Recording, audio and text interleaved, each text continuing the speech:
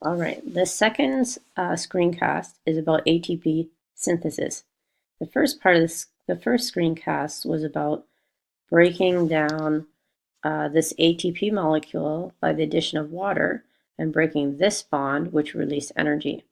So the second part of this lesson is about how if you put energy in here, you can actually attach these two together. So this is a regeneration of ATP or ATP synthesis.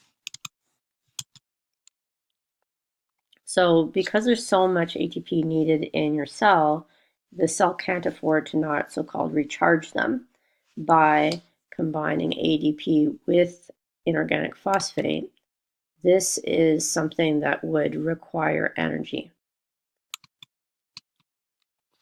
So where does the energy come from? Well, it will come from your food, like these lovely cheeses you can see. It can break down food molecules like carbs, fats, and proteins as a source of the free energy. Light energy is another source of energy. We'll talk about that more in the later chapter. And this whole cycle of breaking down ATP and rebuilding it is happening 10 million times a second in a typical cell. If it didn't, we would need 75 kilos of ATP per day. That's pretty impressive. Okay, taking a look at this diagram, this is when ATP is broken apart. So one phosphate is cleaved off, releasing lots of energy. If we want to regenerate it, we need to have an input of energy to reform the ATP. So this reaction here releases energy, and this reaction here requires energy, which we get from food. Excuse me. All right. Why not use the food directly? Why have this whole like ATP regeneration thing happening? There's lots of reasons for that. One of them is it produces a manageable amount of energy, so not a lot of energy or a tiny amount of energy. If within our cells in the mitochondria there was like huge amounts of energy released, it would be quite unmanageable in terms of like it would burn you up inside.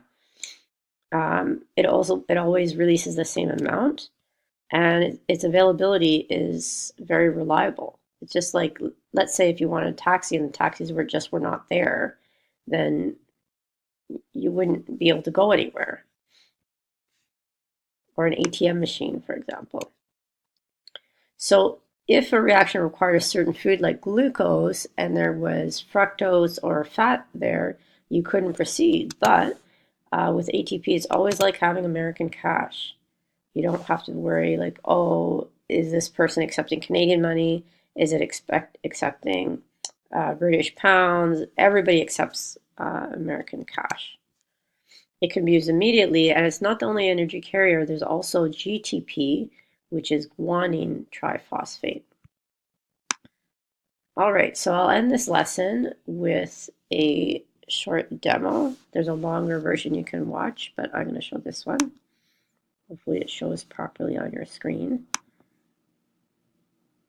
This is called the gummy bear sacrifice, and we have an oxidizer here, and he's going to drop a very sugary gummy bear inside here.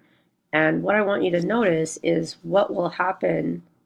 I want you to imagine that this is what kind of thing that would happen in your body if we didn't have enzymes to release little bits of energy at a time in the form of ATP.